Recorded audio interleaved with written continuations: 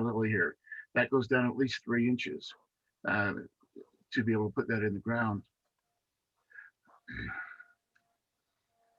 Um, okay. It,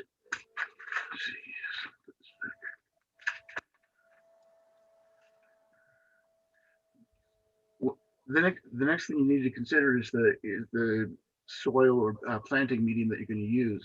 A Hey, lot of things, Ken, yeah, Ken, a fellow I worked with a long time ago, he did this for a living. That is, he was in charge of the greenhouse at the University of Utah. He suggested um, planting it, the seed. Uh, let's see. He said the amount of soil over the seed. This is maybe the ideal. Was the thickness of the seed yes, itself? that is the Is that ideal. But there are some exceptions. That's why you want to read the packet or read up information okay? on each seed. Okay. When in doubt, what you're saying is correct.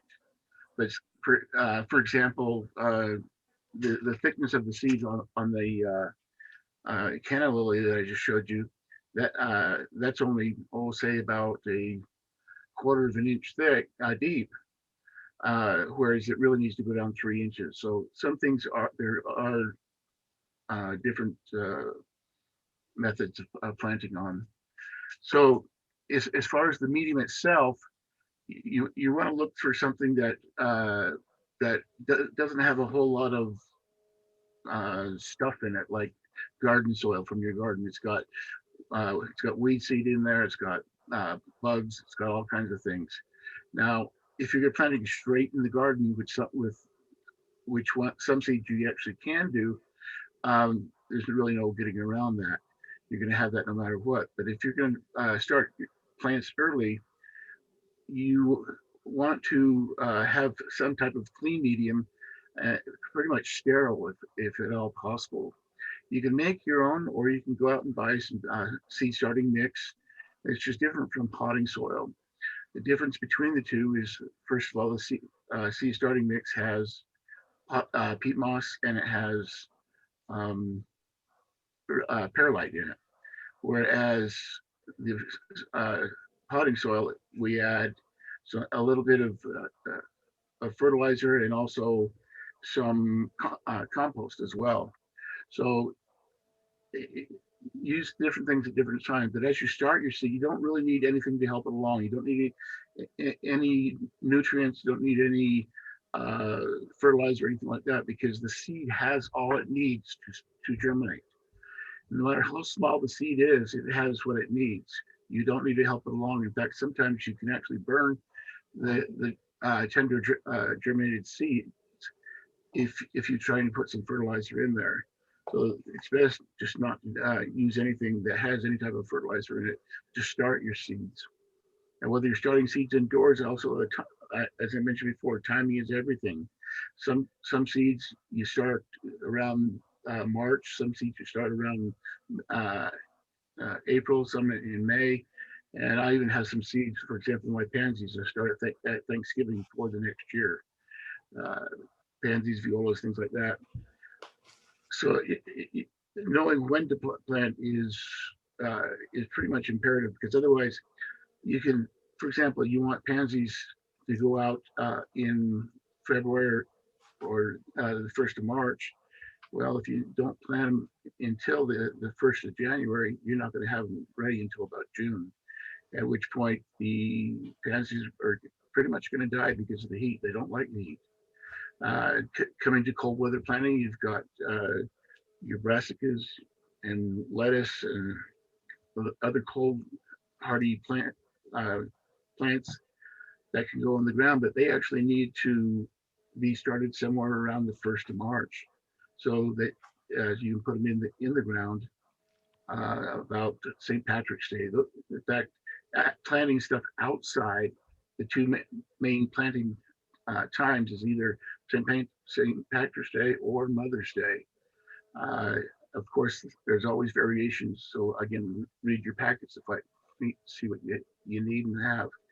Now, as far as, let's push this out of the way, starting indoors.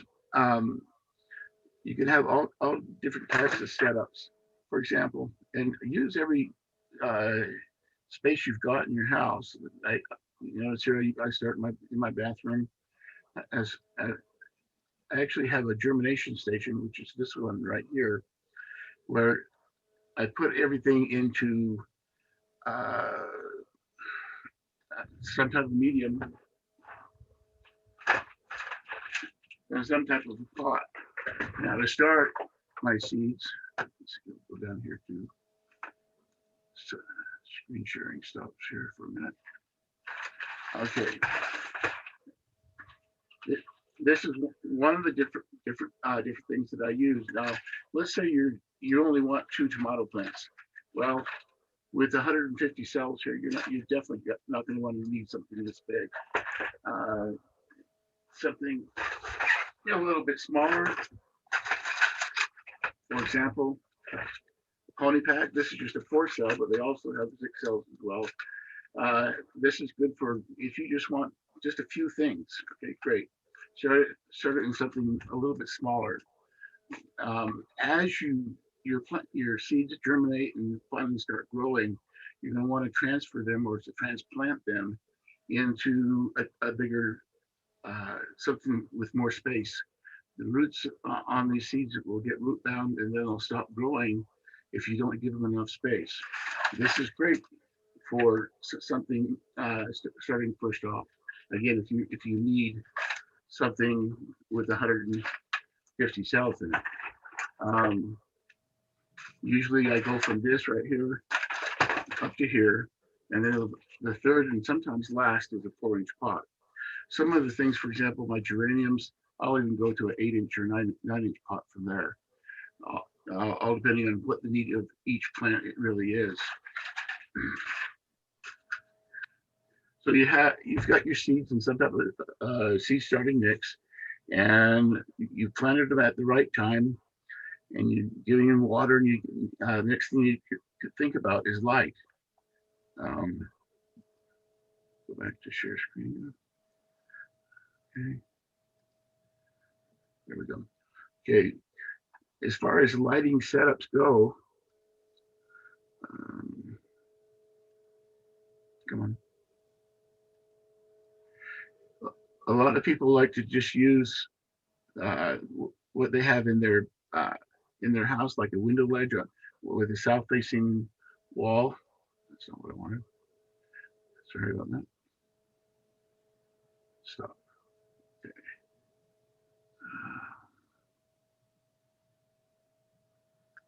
No, sorry about that. Ah, apparently we want to look at Excel.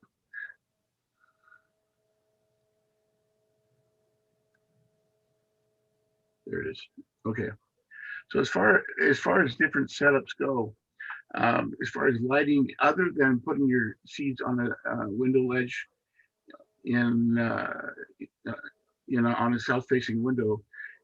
For example, in my house, I have no south-facing windows at all, so I have to have some other type of light. Uh, this is one setup is here in my office, and I'll get up to 4 trays on this one right here. Um, as far as lights themselves go, you don't need any fancy grow lights. Just regular fluorescent lighting. Now, as far as what you need as far as special bulbs, it's not really special because you'll find these bulbs with all the other bulbs out there. But you want to look for ones with the lumens between 2,000 and 3,000, and then the Kelvin rating between 5,000 and 6,000. What this does is it simulates noon daylight with the sun. So you again, these bulbs are not any more expensive than any others. You can go and get like this one here. This is a Home Depot special. Eventually work light. Um, Again, use whatever spaces you have. Some of them go. For example, this is the wording on this is wrong. Sorry. It's for the next one. But for example, this bulb right, or this light fixture right here is $17. This one here is $99. You you don't have to spend a whole lot of money. Here's another one right here. This is $27. Again, don't look at the wording because it goes for different ones. There's another. This is my germination station with two Home Depot specials. Now you can go with the normal T5 bulbs or T8s or even T12s. It doesn't matter what kind of bulbs you use, but you just make sure you get the right Kelvin rating and also the right lumen rating. Uh, they even have LED lighting out there that works just as good as any of this right here. You don't have to worry about bulbs. As long as you get ones with the right ratings on them, they'll work just fine. Let's see. And then I got, let's see, there's another bathroom. Then out in my permanent greenhouse. Again, just a Home Depot special, nothing fancy about it at all. In fact, be creative in where you put your lighting and where you put your plants. I said to my wife, I said, you know what? We sleep in different bedrooms, and she on her bed she doesn't really move around a whole lot. She only uses half her bed, so I figured, hey, we can just fill up the other half of her bed with plants. And she kind of didn't really take on to that very well. I said, what woman doesn't want her whole house filled with flowers? And so that was not didn't go over too well. But anyway, as far as the different lighting setups, let's see.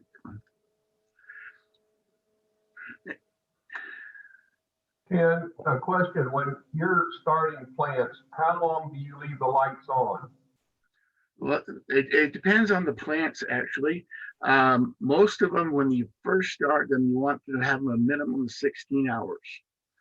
And as a result, I don't know if you can see in the back of this here, I actually have timers that I plug my lights into to regulate, how long the lights are on. For example, the plants here in the front on this one, these are now at 8 hours, whereas the plants in the back here are at 12 hours. So I can change it as I need, depending on the needs of each plant. But when I first starting, like, well, these aren't, let's see. Okay, I don't have one a photo of my starts. These are the next step up. But if I am starting them from seed until they get to about 2 inches high or so, I leave them in the initial potting soil, or not potting soil, seed starting mix in whatever tray I'm using or what have you. And again, I'll leave them on for about 16 hours. Again, read the packages because they may be a little bit different. Yeah. Let me give you an example. Pansies and violas, they have to have total darkness. And so I'll take a tray like this and plant up my pansies and violas, and then I'll put over the top of it a dome. I don't know if you can see that or not. Just a clear dome, and then on top of that, I'll put a black garbage bag with a bunch of towels on top of it. What that does is make sure that it's completely dark, and it also keeps any heat in. You don't want to, and again, the temperature, for example, pansies, they like it about 60 degrees, whereas most of your other starts are about 70, 72, somewhere in there. So with that, let's see if I can go back to the, let's see which one. You can't really see it. I have heat mats underneath my plants. You can kind of see it right there. I use these very large ones that take up the entire counter. Again, you want to control that. So I actually have a thermostat for the heat mats as well, to make sure that they are at either 65 or 70, 72. There's even a couple out there that want it all the way up to 80 degrees. So this is all pretty much, other than watering, I don't have to do a whole lot with this. The heat mat regulates itself, the lights regulate themselves, and uh, it works out fine as long as you water them. And you don't want to overwater them either. For example, a tray like these right here, um, most of my plants that go in these type of trays, and I'll bottom water. That means I'm pouring water in the bottom and let the soil soak up the water. That it will. I'll put in maybe, let's see, where's my, was about a half inch of water, and whatever it can soak up within about 15 minutes. If it doesn't get soaked up within 15 minutes, I'll usually dump the water out, or whatever's left. And you'll get to know exactly what plants need more, what plants need less. And after usually 1 or 2 tries of watering, it doesn't take a whole long time to do that. As far as these heat mats go, they sell the ones that are about the size of a tray for about $20, and then I buy these big ones here for about $30 and another $10 more. But as far as electrical consumption, this mat right here, the big one, actually uses less electricity than the one the size of just one tray. And so it's, for me, it's a no-brainer as far as cost goes, is to make sure you have the proper heat and for the right price. Well, as your plants start growing, you start them in the starting mixing. You're going to want to transplant them once they get about 2 inches high. Uh, the first leaves out are called the cotyledon, and those leaves are just what the seed actually produces. Start gathering photosynthesis. The next set of leaves are what we call is our first true leaves, and they will actually look like what the plant will eventually have. The cotyledon leaves, the first ones out, don't look anything like what the plant will have later on. All they are is just something that the seed puts out immediately to start gathering photosynthesis. And as soon as I actually get my first true leaves, that's the second set of leaves, I will, that's when I transplant them. And I'll transplant them either into this size right here, which was this one. Oh, that's not it. um, this here. And again, the different configurations, 4, 6, whatever. I actually buy them by the flat. It's a whole big tray full of them. And then after that, the next time I transplant them is when they get about, say 4 inches tall. And that's when they'll go into my 4-inch pots. Now, you can use whatever you want, but for me, when I plant almost 12,000 flowers, not just flowers, plants, because vegetables too, every year. And real estate for me is at a premium here. That's why you see me put it everywhere in my house. Uh, all the bathrooms, my office, you can actually see behind me. I have some in here already. But once they get to the point where they're in 4-inch pots, at this point, I will actually uh, wait for maybe 3 to 4 days for the roots to get established after I've transplanted them. And at that point, my next step is they go out to my permanent greenhouse. Now, a permanent greenhouse here, let's use this picture here. It's small, emphasis on small. But they will go out there until they are ready for the next stage. And the next stage is not transplanting them again, but moving them to some of my portable greenhouses, which are ones like this. This is just a Chinese special, nothing fancy. I've actually had to replace one of them already because I didn't think I needed to tie it down, which I do, and we get some pretty bad winds here. I picked up my greenhouse and put it in the park about 300 feet away, with my plants strewn from here all the way across the neighbor's yard to the park. So Wow. that was a hard lesson. But I currently use my permanent one, which I showed earlier, and then I use four of these right here. one on my deck, and then another 3 on my back patio.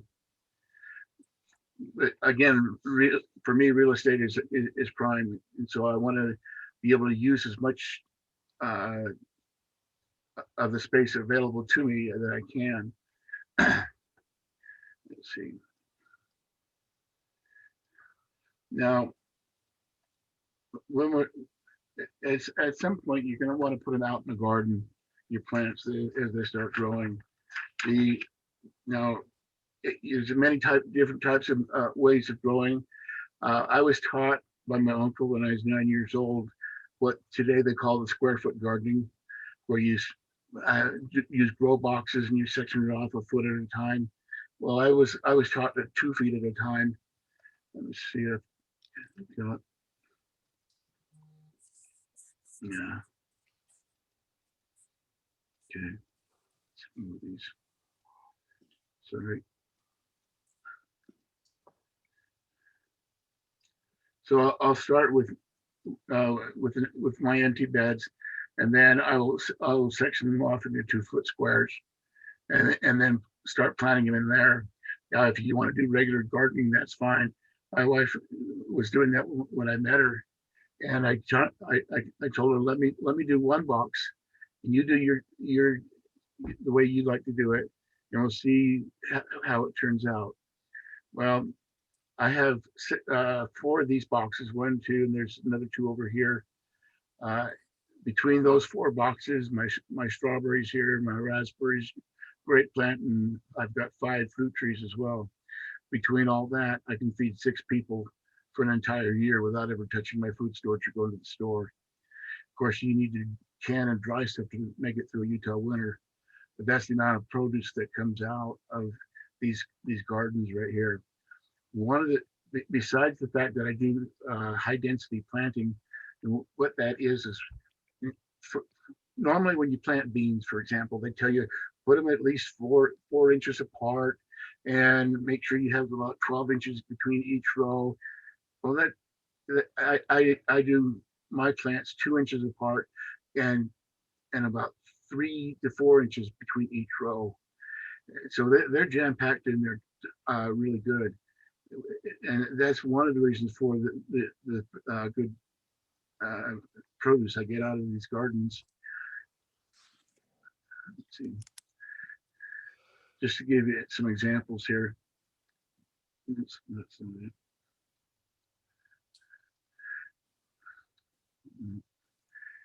And, and, and don't be afraid to do different types of gardening either. Now, the other thing that I do is I actually garden year round. Oh, before I say that, talk about the soil. I don't just use regular soil. Here in American Fork, we have no dirt. We have rocks. They put sod over the top of it to fool you, but there really is no dirt here.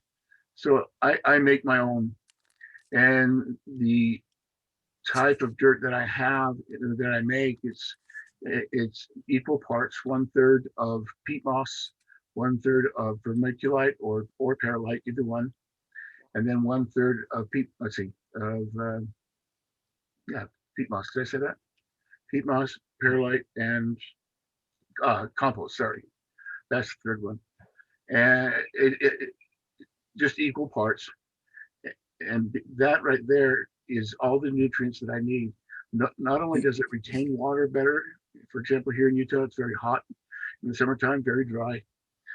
So you're constantly watering. Well, these gardens that you see right here, I water them, uh, once a week for about 10 minutes. You see, I even have to use shade cloth for some of them because it's so hot, like my tomatoes. Except in August. In August, I actually have to water twice a week. So I'm conserving a lot of water in doing such. Ken, Yeah, go ahead. so perlite is as good as vermiculite. They're not the exact same thing, but they do the same thing as far as your garden goes. They actually help retain water and keep it loose enough without the air pockets, because you don't want air pockets down by your seeds. But it keeps it loose enough that it doesn't turn to clay and make it hard for the roots to grow. As I mentioned that I actually garden year round, and so as plants are starting to come out of my main garden, I get them pulled and put in the trash for the winter, and then I start with here I've got two different beds or half beds actually right here, and I can grow anything that is cold weather. For example, lettuce, cabbage, broccoli, carrots, Swiss chard, um, almost any of the brassicas. I try not to do kale because it grows too big, but I'll get this started around the middle of August, and so by September everything's pretty much fully grown, and these will continue to grow through the winter. The average temperature underneath these things is about 50 to 60 degrees. Even when it's gotten down to 10 below outside, it still maintains about 50 to 60 degrees under here. And all this is some people like to use 9-gauge wire. I don't. Let me show you why. There, that's using 9-gauge wire. You get any kind of snow load on this thing, like this one was a 13-inch snowfall. It literally collapsed everything and killed everything. So I've gone to using the conduit. It's just 1/2-inch conduit right here with some binder clips. And then I also put up on the other end side that I don't open these conduit clips as well. And what this does is it allows it to grow throughout the winter. And I have one side that I open. Move this out of the way. I have one side that I open. And it has these binder clips right here that I can actually take off and open the side. And I usually only do it on a sunny day, and then harvest what I need. The other nice thing about this is it creates its own weather system in there. I water this twice during the entire winter. I water it in October before I close everything up, and then I'll water it again around mid-January.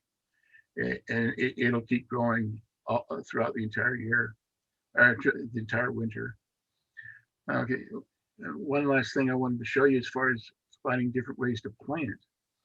I'm under the belief that at some point I may have to leave my home, and in doing so, I can't really take my garden with me, but I'd like to take something that will give me some good vitamin C to keep to go along with whatever food storage I'm taking with me.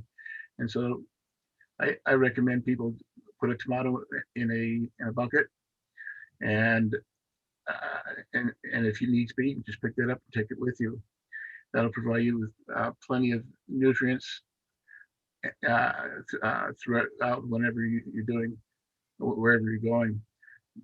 This bucket here, this tomato will grow full size, and then in October, actually in September, I'll actually pull this inside into my greenhouse and let this grow all throughout the winter. And so I'll have tomatoes all winter long as well. I'll do that same thing with peppers. Just put it in my greenhouse.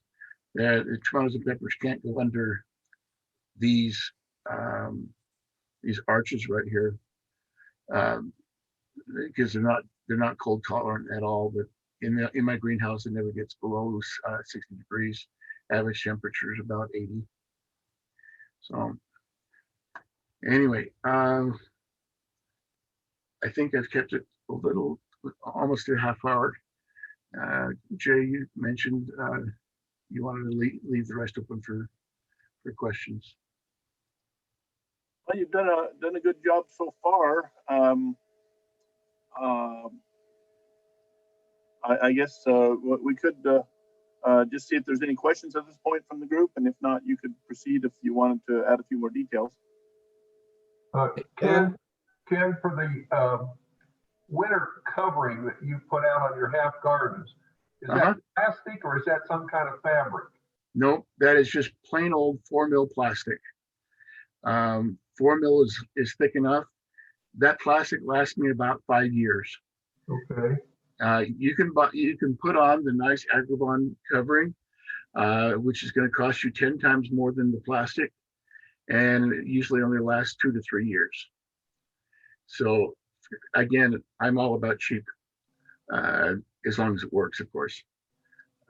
But that works for me. And let's go back here.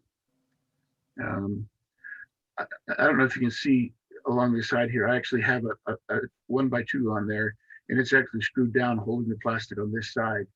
Whereas on the other side, I just use these logs off my wood pile to hold plastic down. Just a lot easier. I'll take the binder clip off this side here, where this walkway is right here. I'll take it off this side and on the other side for this one. And then I can harvest from both sides. And again, I only do it on in the sunny days, and usually only in the morning, so it has all day long to heat back up. Well, here in South Carolina, I grew collards and cabbages all winter. And if it was getting down to the low 20s, I would throw a frost blanket over them, and that protected them. I don't know if I had to do that or not, but I did. But of course, the frost blanket, I don't think it would let that much sunlight get through to warm them up. It's a piece of fabric. Yeah, it's sort of like the Agribon. Yeah, you can't see through it or anything. As far as I know, I actually tried using that, and I found it. That's how I found out how long it really lasts, or didn't last, and how expensive it was. And I said, no, I don't think so. Can you use it? Yeah, it works. And can it get down to 20 degrees? Actually, you get down to about 0. Whereas the plastic here can actually get down to about 15 below. Just wow. give you an idea on how it works. Now, so part of the trick here is from the peak here down to the base can't be more than 15 inches, because you want the optimum amount of area that the sun can actually heat up during the day, and a cold winter day. If you have it too high, you're not going to be able to heat up the air inside there. And it's not really heating up the air, I'm sorry, it's heating up the dirt, the ground that your plants are in. The air is, well, that gets warm too. Some people, though, because they don't want to have this issue, they will put what's called a high tunnel on top of it. So you've got, this is called a low tunnel. They'll put a high tunnel, which is one comes up about 3 feet tall over the top of this, and gives it some added protection from snow loads and from the cold. But in all honesty, I've never needed that, because I have a little probe that I put out in each one of these that tells me what the temperature is in there. And I have never seen it go below 42 degrees. And all of your cold weather plants, brassicas, stuff like that, they can handle easily down to about 38 degrees. They can take a light frost all the way down to 32, but when I say light, that means it's down 32 one day, but then it bounces back up to at least 38. Thank you. Ken, can you give that recipe for your soil? Yes. Perlite, compost, and peat moss. peat moss. Okay, thank you. A third each on the so what I'll do is I'll go down to the green dump and get me some compost, and then I'll go down to IFA, because they have the best price on the perlite. Or not, sorry, the perlite that I get. Anyway, for the vermiculite and the perlite in Home Depot, it's a bag, probably, you can't see my hands. Anyway, it's maybe a pound or 2, and you'll pay $12 to $15 for it. At IFA, I get a bag that stands about 4 feet tall and as big as I can get my arms around it. Probably weighs about 20 pounds, and it cost me $17. Again, I'm all about cheap. And so I'll take that perlite and I'll go and dump it in the trailer, and then I'll go and get my peat moss, and Walmart is usually cheapest. Peat moss is peat moss. As long as it's sphagnum, it doesn't matter who makes it. And I'll put again that in there, and then I'll mix it all together, and then I'll cool barrel it back to my garden and dump it in. Now, once you've got your garden set, that's just starting it. You'll need to do some maintenance on it every year, because as you pull plants out, the dirt will come out with it, and it sinks down. And anyway, you'll be needing to put some more stuff in it. So every year, I take one of the 3 ingredients and put it in each box. And it doesn't matter which one you use, but I rotate them, say compost one year, peat moss next year, and perlite next year. And you're not putting the same amount in it as you did to actually make your soil. For example, on these boxes right here, in a box like this size, I'll put probably about a 1-inch layer in there, and then I'll any of the 3 ingredients, and then I'll just take my garden claw and scratch it into the soil. There's another nice thing about this right here. I have never used a rototiller on it, ever. I've never had to get out a shovel and turn it under. The most I ever use is garden claw. The other nice thing about it is you can see right here, this has not been weeded. There is very little weeds in here, and they're very easy to pull out because the soil is so loose. Mhm. Okay, thank you. Mhm. Ken, what is underneath the this planting soil? Is it just Utah soil, whatever it is? Whatever it Okay. is, the rocks that I have here in American Fork, I just put it right on top. Now, when I first put my boxes down, I will put in newspaper or junk mail. I use that too. What I call a Sunday edition newspaper thickness in there. So, about 3/4 of an inch thick of newspaper, or junk mail, or cardboard, or whatever. This will break down over time. But what this does, whatever you had down there before, it will keep it from growing up through your garden. And after that, you'll just need to weed it from time to time. The first year, you probably won't get any weeds. The second year, you get a few, because they blow in, they come in from the air, and they settle in your garden, and you get weeds. Not very many. And then the third year, you'll get a few more. So there is some weeding done, but it's very little. Again, when I took this picture right here, I actually weeded the next day, and it took me all of maybe 10 seconds. There's not a whole lot of weeds in something like this. Let me show you one more thing about this photo. Down here, I've got marigolds. And I'll use marigolds, and I'll also use basil as well to help repel insects, the bad insects that I don't want. For example, aphids. I've never had a problem with aphids in my gardens ever, because I do it this way. I used to have an aphid problem around my plum tree. I went out there and planted marigolds around the plum tree, and aphids are gone. They don't like the smell of it.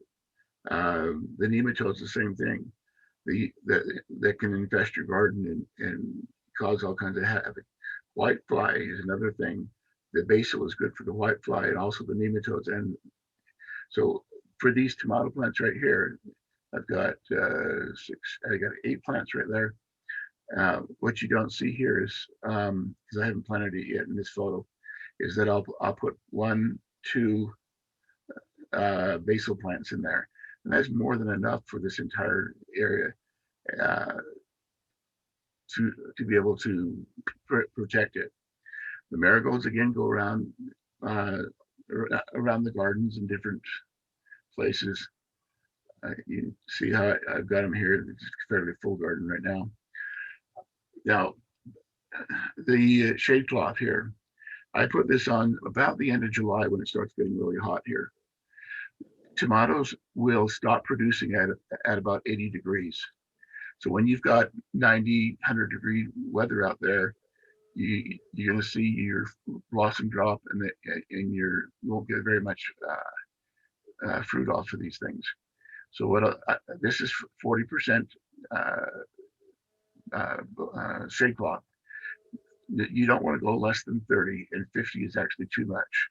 So 30 to 40, somewhere in there, percent shade cloth. But what that means is 40% of the light is getting blocked from coming through. Anyway, what this does is it helps with your production, so you don't lose all the tomatoes you've been trying to grow all summer long. I don't put this over anything else. Peppers, they love it hot, 100, 110 degrees, and about 115 is when peppers stop producing. So they can go out in full sun.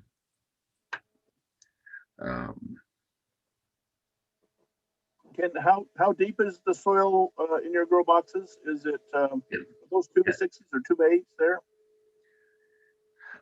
These boxes I made with 2x12s. Okay. They don't need to be 2x12s. I like the look of them. That's the only reason it's vanity. Okay, is because I like how they look. Most of your garden vegetables, other than parsnips and carrots, will grow in the top 4 inches. So you can get away with using 2x4s to this. You don't have to have huge boxes like I have. Again, that's pure vanity on my part, is that I like the look of it. And I use treated wood, and people say, "Oh, don't use that. It has arsenic in it." It doesn't. They stopped using that in 1997. The treated wood these days is treated with copper, and copper is actually good. It's a micro element that your garden needs. So there's nothing wrong with using treated wood for your boxes.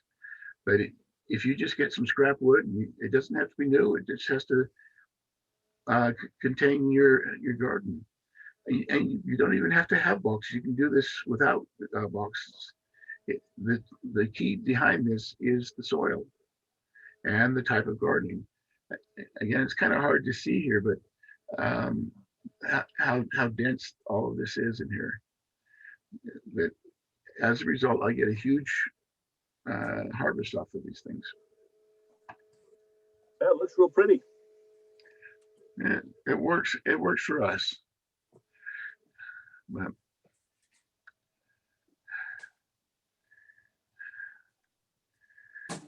Okay, any other questions? yeah, go ahead. So you do grow sweet corn there as well? Yeah, I do. Here's the downside to this, is that corn needs enough of its neighbors, enough stalks of corn to cross-pollinate with the wind. I tried doing corn with just a half a box here, and I got 2 whole ears of corn off of it.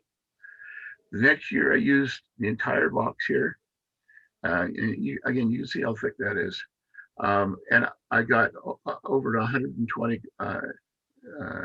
ears of corn off of that thing. So for the amount of corn that you get, that you can, corn seed that you get off of one cob of corn, it will plant that entire box. And your return is 1 for 120. That's not too bad odds. However, you do have to have enough that it will cross-pollinate. I don't know if you can see this plant here next to the corn. This is another thing that I use in my garden. It's called Nicotiana. It attracts bees. Well, you want the bees in your garden to pollinate it, and this is called a pollinator. Nicotiana is of the tobacco family, or Nicotina, as some people call it.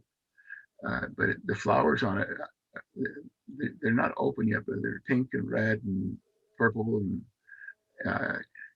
different shades of those, and white. And besides looking nice, is that it actually brings the bees in. That looks nice. Yeah, this is here. Here's the with the red on it. Yeah. One thing I found with planting my corn too is that I will plant my zucchini here in this back corner back here. Now these are beans right now that I don't have corn in this photo. But I'll plant my zucchini back here and let the vines go all through the corn. And so I'm using that entire space for 2 different crops, and they coexist together just nicely. Ken, Mhm. I've heard of the 3 sisters. Do you know what plants those are? Someone's asked me about that before, and I don't know. I'm sorry. Okay. Uh, I know one of them is from what I what? understand, is their companion plants. For example, the basil and the tomatoes. Okay. What I was told by Jim Phillips, remember him? Yep. Is that that they provide all the nutrients you need for survival anyway. Among them, if you harvest those and eat them through the winter and all, summer and winter, I guess. There's all kinds of plants you can put in. The question is, do you like them? Will you eat them? Yeah. I put in zucchini, but I won't touch it with a 10-foot pole. Though my wife likes it, and she puts it in all the stuff that I eat without telling me. But as long as I don't taste it, I'm good. Okay. A lot of people will go and buy these seeds in a can, which has like 20 or 30 different types of seed in this can, and they seal it up and get all the oxygen out of it, and then they pull their seeds out at some point and try and plant them, and find that they get about 5% germination. You can't take the oxygen away from seeds. If you're going to save seeds, paper is the best for long term. If you're doing it short term, for example, you're going to save the seeds this year, you're going to plant them very next year, plastic bags works just fine. Putting them in the freezer or in the refrigerator, it helps add more time to it. My seeds right here, it's backwards, isn't it? Anyway, this is just a paper coin envelope. That's all it is. I'll put a date on it. And so I have seeds in my collection that are some of them between 25 and 30 years old that are still viable. And the reason is because it's dark, it's dry, it's dry, and something else. Anyway.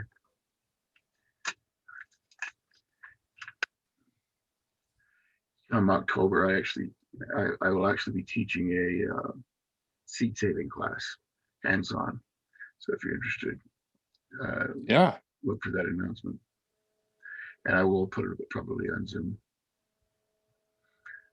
Anyway. Any other questions? No, it sounds like you did a pretty good job, Ken. Thanks. Yeah, thank you. Thank you. Yeah. Well, I guess there's no more questions. We'll let everybody go, and hopefully we can make it back next month, May 8th. Basically, same time, Saturday at 6 p.m. local time here in Utah, and others adjusted accordingly. And in the meantime, I guess, Ken, do you mind sharing your email with the group in case they have any questions? Yeah, that would be fine. Also, I am going to send you my notes on seed starting, which will be probably 20 to 25 files somewhere in there. And it'll come in a zip file, and then you can send it out to everybody. But my email, and that's usually the easiest way to contact me, is email, is my name in reverse, which is Moravec, Moravec, no spaces, Kenneth, Kenneth, B as in Bravo, at AOL.com. I don't have all the answers, but if I don't, I'll find it. What I do have is experience. What was after Kenneth? Kenneth B as in Bravo. At AOL. Correct, at AOL.com. All right, thank you, everyone. Thanks for your attendance. Hope to see you next month, and be sure and try and bring a friend if you can, and we'll talk to everyone later. Thank you all. Thanks. Have a good, safe week. Thanks. Thanks, or a month. Mhm.